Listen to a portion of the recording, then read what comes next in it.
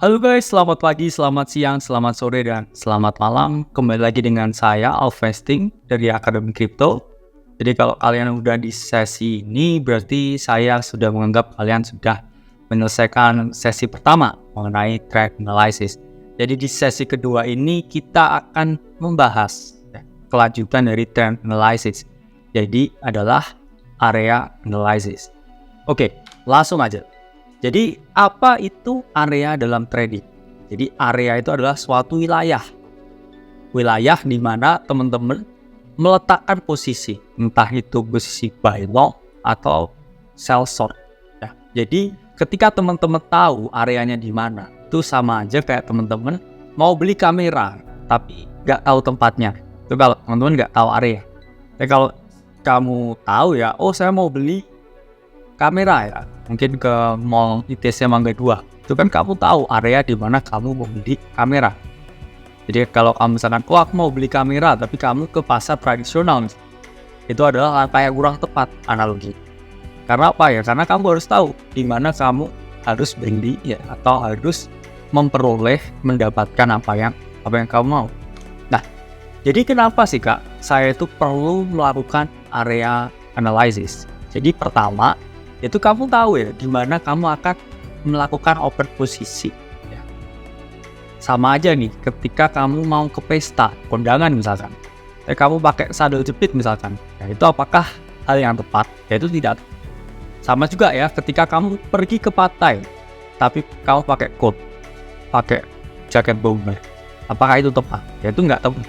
Maka dari itu ketika teman-teman tahu area di mana trading, teman-teman tuh long atau buy di area yang tepat, which is support, dan teman-teman jual atau short sell di area yang tepat, yaitu resistance. Jangan sampai ya di resistance teman-teman long, teman-teman langsung ke bawah, langsung turun. Begitu juga jangan sampai di support ya, teman-teman ini melakukan short. Apa yang terjadi? Teman-teman akan terlikuidasi. Itulah ya pentingnya teman-teman memahami area analysis. Jadi setelah teman-teman tahu trendnya, teman-teman tahu areanya di mana saya harus mengeksekusi. Ya, ketika teman-teman tahu teman-teman di mana harus mengeksekusi, itulah tiba di poin yang kedua. Ya, jadi mengetahui di mana teman-teman meletakkan stop loss. Ketika teman-teman salah, oke, saya keluar di titik ini. Itu kan berarti teman-teman harus tahu dulu ya titik mana masuknya. Kalau titik masuknya aja belum tahu ya jangan harap teman-teman juga bisa menempatkan stop loss itu di place atau di tempat yang benar. Begitu juga ketika teman-teman meletakkan target profit. Itu kan berarti teman-teman harus tahu dulu ya di mana entry-nya. Baru teman-teman tahu di mana target profitnya dan stop loss. Itulah pentingnya teman-teman melakukan area analysis. Nah, sebenarnya area analysis di dalam trading itu simple, teman. Itu cuma ada dua, yaitu adalah support, bisa juga disebut demand area, area permintaan, atau juga bisa disebut area beli. Tapi yang kedua itu resistance, itu kebalikan dari support, yaitu supply area atau area jual. Ya. Jadi intinya support itu apa? Support itu tempat orang kulakan barang. Itu di mana? Distributor misal. Tapi resistance itu tempat orang jual barang, itu di pasar Tanah Abang. Jadi orang-orang yang ke Tanah Abang itu mereka itu harganya tuh udah beli di bawah logikanya. Di mana? Ya mungkin di pengepul di Bandung. Beli sepatu kulit misalkan itu di pengepul di Bandung. Itu support. Ya, pasar Tanah Abang itu resistance-nya. Karena teman-teman ya di sana tuh jual ya, itu harganya tuh udah di markup. Harganya tuh udah naik. Jadi kalau pengen murahnya ya beli di mana? Di support. Harus kemana berarti teman? Harus ke tempat distributor. Jangan di tempat yang dia jual di marketplace-nya. Itu sama aja ya teman-teman tuh membeli di resist. Kayak kemungkinan harga itu turun tuh bisa ketika teman-teman nggak ngambil di tempat yang seharusnya teman-teman ngambil. Nah, support atau demand area ya itu merupakan titik terendah teman-teman. Jadi support itu diasumsikan tempat aman ya untuk beli. Yang mana harapannya ya karena dia aman, itu dia tidak tertembus ya, atau dia tidak jebol. Karena ketika support ini jebol ya, ini menandakan ya kalau pembeli ya itu lebih sedikit ya daripada penjual. Pembeli kalah jumlah. Sehingga apa yang terjadi? Harga akan jebol ke bawah. Kalau jebol ke bawah apakah? Ya berarti support itu sudah terbreakdown. Ketika support terbreakdown, harga itu udah turun lagi. Sama analoginya ketika teman-teman udah pergi nih ke pasar Bandung ya, ke pengepulnya yang beli sepatu kulit. Ternyata di sana ya yang datang cuman 1-2 orang ya. Biasa itu sampai 20 orang. Apa yang terjadi di pasar sana? Pasti harga diturunin. Ya ketika harga diturunin berarti yang harganya biasa 10.000 jadi 8.000 misalnya. Itu kan berarti menunjukkan kalau support ini tertembus. Karena apa? Karena pembelinya sedikit. Analoginya seperti itu. Sehingga dia jebol. Apakah kalau turun tuh bisa semakin turun? Nggak bisa. Kalau apa? Kalau nggak ada yang beli. Saya besok lagi cuma satu. Pembelinya panik ya. Ya udahlah saya jual 7.000 misalnya. Saya masih untung dari harga BEP 5.000. Kalau masih turun lagi, ya itu bisa terjadi. Itulah bahayanya ketika support itu jebol. Artinya itu sepi peminat. Ketika udah nggak ada peminat lagi, support jebol, harga turun terus karena sudah nggak ada yang jagain. Ya. Terus kemudian di resistance atau supply area, ya ini pasar Tanah Abang, tempat mereka jualan. Jadi ketika di resistance ya, ini yang kamu udah long di bawah sini. Ini kamu di sini apa yang kamu lakukan? Kamu pasang limit order jual. Sehingga ketika harga approach di sini dia akan turun. Mungkin di sini masih ada yang maksa ya, mau beli. Oke, dia naik di sini, orang yang udah beli di sini ya, di sini dia jual lagi. Pasang order sell. Ya, sehingga dia membentuk suatu pattern yang bearish. Akhirnya apa? Di resistance dia turun harga. Ya, harga turun dan menyebabkan sesuatu yang dinamakan koreksi. Karena resistance ini adalah tempat penjual yang kumpul-kumpulnya penjual. Orang yang udah punya barang dari bawah sini. Nah, ketika kita melakukan area analysis, ya itu ada 5 teman-teman cara. Ada 5 cara mengeksekusinya. Pertama apa Kak? Pertama adalah menggunakan horizontal lines. Jadi garis yang datar. Itu namanya horizontal lines. Horizontal line sendiri itu ada 2 teman-teman. Satu yang regular, yang kedua adalah yang rectangle atau block horizontal line. Kalau teman-teman pakai regular horizontal line itu hanya satu titik. It means harganya itu udah pasti. Dia ada di titik itu. Misalkan ini 10.000. Berarti hanya dia satu titik aja. Tapi ketika teman-teman membuat suatu area rectangle seperti ini, it means berarti harganya itu nggak ada di titik pasti ya, mungkin di atas ini, mungkin di sini, mungkin di sini, mungkin di sini. Itu cocoknya ke karakter pasar yang seperti kripto. Yang mana kripto itu saya sarankan jangan pakai regular horizontal line. Pakai aja rectangle di block. Karena harga itu pasti choppy di sekitar situ. Jadi nggak ada yang support horizontal lines yang pasti. Ya di kripto saya selalu sarankan teman-teman selalu block ya, area support atau resistance dengan horizontal line yang berbentuk area. Nah ini contohnya teman. Ketika kiri ya ini regular ya, ini harganya pasti. Kalau di kanan ya ini dia nggak pasti, berarti ada di sekitar sini. Itulah mengapa ketika menggunakan area ya, atau rectangle itu harganya itu berada di antara sini ya, antara 10.000 ya, 9.800, 9.700 ya, kamu menemukan support di titik antara ya dari blok yang terbentuk itu tadi. Nah, step kedua ya teman-teman sudah saya jelaskan di sebelumnya, yaitu trend lines.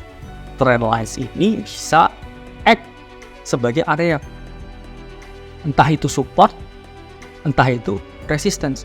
Kalau support gimana Kak? Ya bisa ya dia bouncing selalu di sini. Di trend line itu. Berarti kan sama aja kan trend line ini acting as support. Ya karena dia nggak ditembus ya meskipun garisnya diagonal. Begitupun juga dengan yang downtrend trend line. Dia bisa act as a resistance.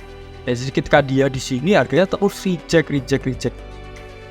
Ya berarti di sini kita tahu ya trend line ini bisa bersifat ya, sebagai support dan resistance. Oke, ini adalah contoh trend lines ya sebagai suatu support. Selalu di respect harganya sebelum dia bounce ke atas. Jadi trend lines di sini bekerja atau bertindak sebagai support. Nah, yang kedua, ketika skenario bearish, trend line ini bisa bekerja atau dijadikan sebagai resistance. Jadi di sini lihat harganya apa? Reject. Mulai naik lagi di sini apa? Reject. Di sini lagi juga reject. Jadi upper trend line bisa juga bersifat ya atau bekerja sebagai sebuah resistance. Nah, step ketiga teman-teman itu menggunakan indikator. Sama ya seperti melihat trend. Indikator ini bisa dijadikan suatu area support atau resistance. Sifatnya sama, sistemnya begitu. Sistem yang saya temukan. Kenapa? Ya, pertama, misalkan teman-teman menggunakan dua exponential moving average. Jadi moving average yang lebih agresif daripada MA yang biasa. Misalkan 13 and 21, teman-teman kombinasikan.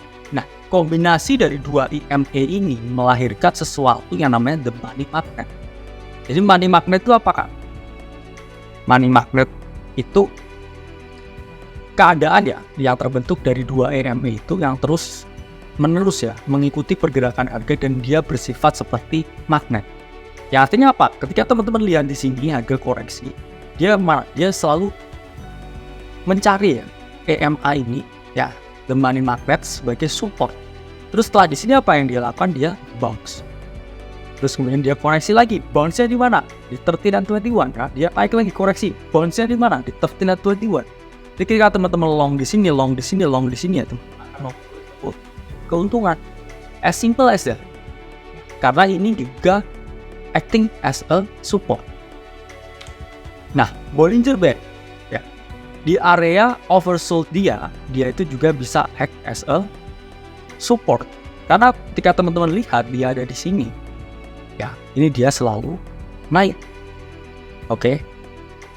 Sama juga yang terakhir ya, super trend. Saya sudah jelaskan kemarin. Jadi dia juga bisa act as a support ya. Kamu beli ketika dia mendekati area hijau di sini.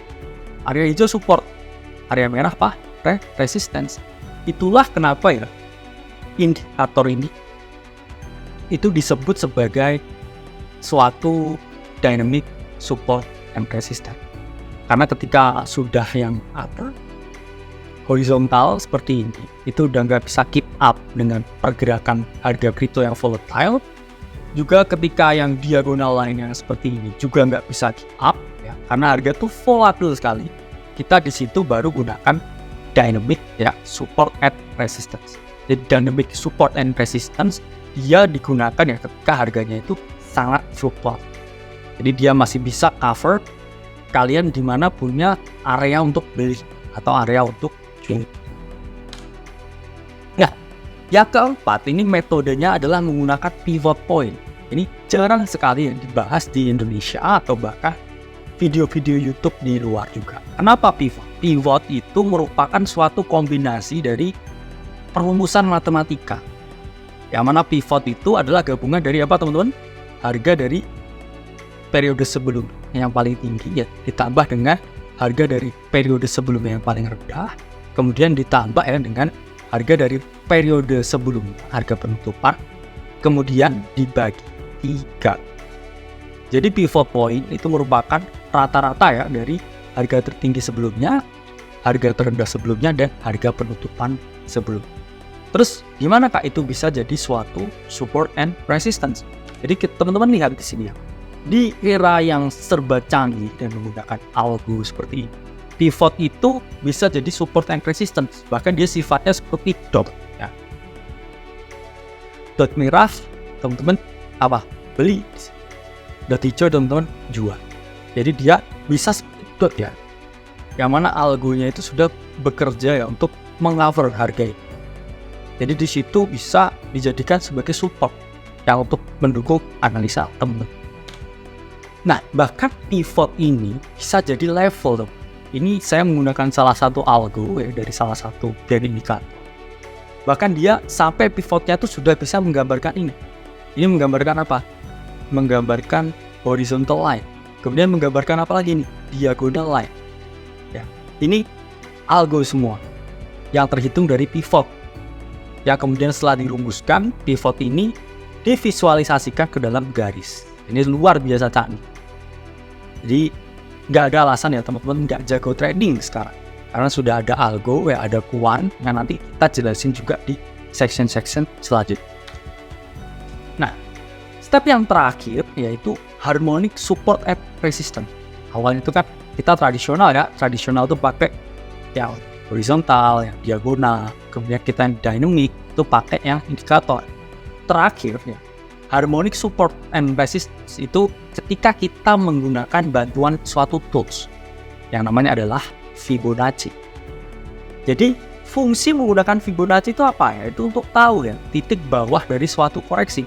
Jadi misalkan harga impuls naik, kemudian dia turun. Teman-teman pengen tahu turunnya ini berhenti di mana? Itu pakai Fibonacci. Kemudian kedua, untuk mengetahui titik atas ya, ketika harganya tuh tidak jebol ATH. Sama kayak Bitcoin kemarin, ketika dia break 70.000, ya kamu pasti kebingungan, wah resisten selanjutnya di mana nih? Ya karena kan harga sebelumnya itu di 65.000 sekian tuh udah terjebol ATH ini. Gimana dia akan berhenti? Untuk kalian menggunakan sesuatu yang namanya Fibonacci. Ya, kemudian terakhir ketiga menentukan target profit dan stop loss. Karena Fibonacci ini bisa dijadikan support and resistance. It means berarti kamu bisa ya di mana kamu taruh posisi order dan juga posisi keluar dari.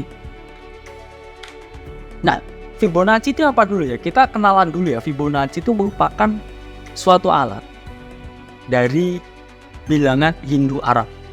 Penentunya ini adalah Leonardo Pisano di tahun 1250. Jadi si Leonardo Pisano ini ya, di tahun 1250 ya, dia menemukan suatu equation bilangan yang mana ketika angka ini ya, dijumlah ya, dua angka tersebut dia memiliki suatu kombinasi ya yang sangat unik. Jadi gimana menentukan bilangan Fibonacci teman? Jadi teman-teman ya tulis ya dari 0 kemudian 1, kemudian angka selanjutnya itu adalah penjumlahan dari angka. Jadi misalkan 01 ya, teman-teman jumlahkan 0 ditambah 1, itu hasilnya adalah 1. Oke. Dari 1 ini teman-teman jumlahkan dari angka sebelumnya, 1 ditambah 1 adalah 2. Oke. Dari 2 ini teman-teman jumlahkan dengan angka sebelumnya, 1 adalah 3. 3 tambah 2 adalah 5, 5 tambah 3 adalah 8, 8 tambah 5 adalah 13, 13 tambah 8, 21, dan seterusnya. Sampai 4181 ini sampai jutaan angka ya, itu merupakan ya sequence atau urutan dari bilangan Fibonacci. Itu intinya dia dijumlahkan dengan bilangan sebelumnya. Fibonacci ini punya keajaiban teman. Apa keajaiban? Jadi ketika teman-teman bagi Fibonacci ini dengan angka sebelumnya, angka Fibonacci sebelumnya, ini muncul suatu rasio ya, yaitu rasio 1,618. Jadi ini teman-teman bagi aja, terus bagi ke belakang dengan bilangan sebelumnya, itu akan muncul suatu angka yang sama, yaitu 1,618. Semua kamu bagi ke belakang, itu akan mengeluarkan rasio yang tetap ya 1,618. Nah, keajaiban Fibonacci yang kedua, teman-teman, itu ketika teman-teman bagi ya angka Fibonacci dengan angka di depan, itu akan lahir suatu rasio yang sama juga, yaitu ketika teman-teman bagi angka Fibonacci dengan satu angka di depannya, teman-teman akan melahirkan rasio 0,618. Nah, inilah keajaiban kedua dari Fibonacci. Bahkan Fibonacci ini memiliki ya 6 atau lebih ya keajaiban yang tidak saya cover di sini, karena esensinya juga bukan ini.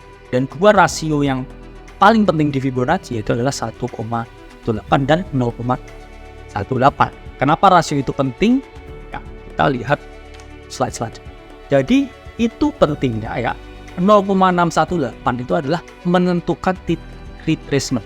Apa itu retracement? Jadi misalkan first impulse itu adalah bullish, kemudian harga mengalami koreksi atau rejection, ya tempat teman-teman membeli itu harus selalu di golden pocket Fibonacci ya. Pocket Fibonacci itu apa kayak? Jadi Golden Pocket Fibonacci itu adalah area antara 0,5 dan 0,618.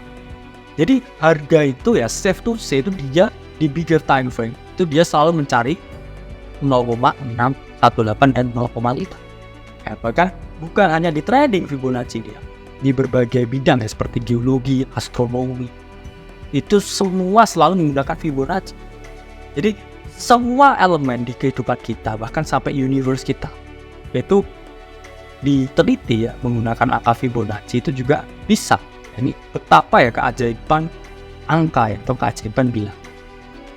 Jadi safe to say nih ya, ketika teman-teman mau buy or long ya, itu lihat aja ya retracement ya yang terjadi di Golden Pocket Fibonacci. Nah, ini contoh ya teman-teman Bitcoin naik nih ya, kemudian dia turun, mengalami koreksi yang signifikan. Teman-teman lihat sendiri di mana dia berhenti, yaitu di 0,5 dan 0,618. Itu adalah Golden Pocketnya. Kemudian di sini harganya apa? Harganya mantul, harganya naik. Ya ini kan keajaiban ya dari suatu bidang sangat luar biasa.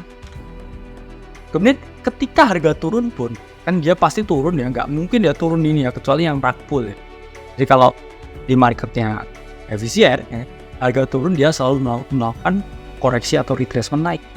Di retracement naik ini ya, teman-teman lihat juga di mana ya the Golden Pocketnya ya. Harga reject lagi di 0,618 dan di sini reject kemudian turun. Ya, ini menunjukkan ya kalau Golden Pocket yaitu bisa digunakan ya dalam uptrend dan juga dalam downtrend. Nah, ya lihat ya contoh di Bitcoin ya. Tepat reject di mana teman-teman titiknya 0,5 dan 0,618. Pencet nih ya di sini. Ini kan menunjukkan kalau Golden Pocket Fibonacci itu begitu ya powerful ya as a tool untuk teman-teman menentukan ya suatu area. Ini kemudian kalau harga parabolik ya teman-teman tarik ya dari titik tertinggi ke titik terbawah, dan kemudian ini harga tepat ya reject di sini. Jadi kalau misalkan Bitcoin ini all time high-nya ini tembus ya 65.000 ini tembus, kemana dia selanjutnya? Based on Fibonacci 1618, jadi proyeksi ya untuk take profit first target itu adalah di 85.500 ya. Jadi kalau all time high-nya ini kemarin tembus dan tidak false breakout, itu kita sebenarnya pasti ya, saya berani menjamin pasti menuju ke 85.000. Namun sayangnya di sini di 65.000 ya, 69.000 tepatnya itu harga mengalami false breakout dan kembali dia masuk ke dalam area sini dan akhirnya tekanan jual yang tinggi ya. Nah, jadi udah paham ya teman-teman, cari dulu trennya, kemudian cari areanya, support resistance-nya di mana, terus cari confluence yang sebanyak-banyak. Jadi misalkan ya yang paling bagus ya di horizontal lines ya, ketemu supportnya, kemudian di diagonal line juga bertabrakan di support yang sama, dan juga di titik yang sama itu merupakan area Fibonacci misalkan yang didukung dengan indikator. Jadi sebelumnya saya selalu menjelaskan ya, the more confluence, the better the setup. Semakin banyak confluence-nya dari sebelumnya, itu adalah setup yang sempurna. Oke? Ya, mungkin cukup ya sedikit penjelasan ya mengenai area analysis. Kita selanjutnya akan lanjut ke modul ketiga. Saya Alvesting dari Akademi Kripto. Sampai jumpa di video selanjutnya.